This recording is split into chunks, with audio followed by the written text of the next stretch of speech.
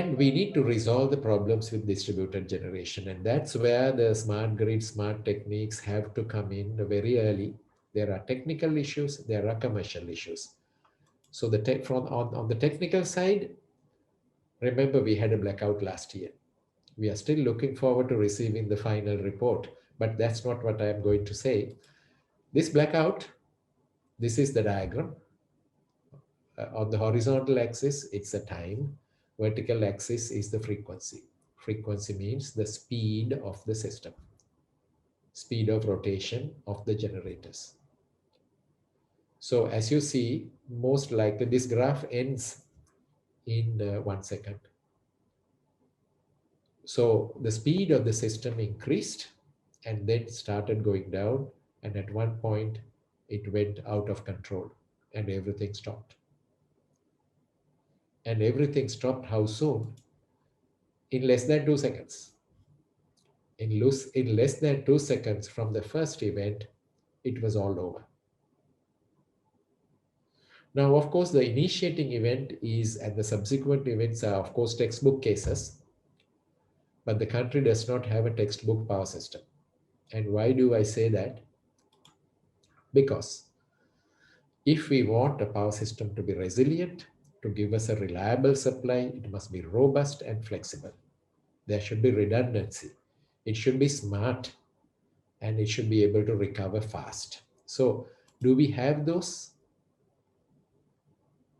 Of course, many of us seem to forget, even some electrical engineers forget, that a power system has to be in dynamic equilibrium all the time. If you put a switch on, then some power plant has to increase its output, even by a tiny amount,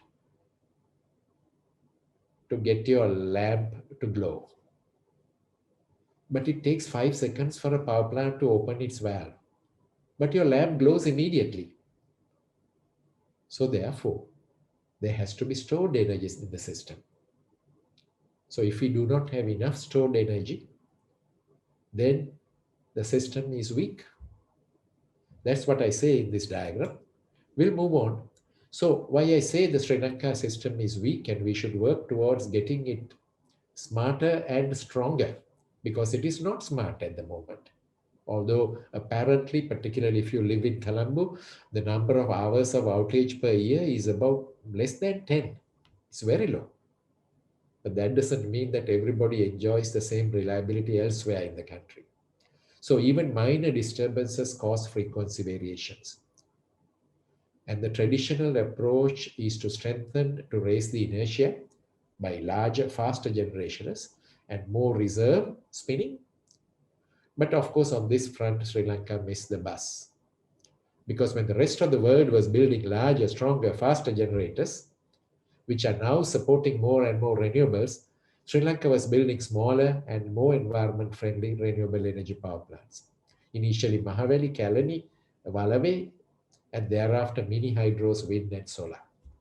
So Sri Lanka is stuck to hydropower development, of course, for all the good reasons, but ended up with a weaker power system, which now has a lot of resistance when larger power plants are to be built. So we need to get out of this because resilience requires redundancy. So in generation, redundancy requires additional investments and additional operating costs as well. But my question is, how would a bankrupt, overstaffed electricity industry, which has no funds to invest, improve redundancy?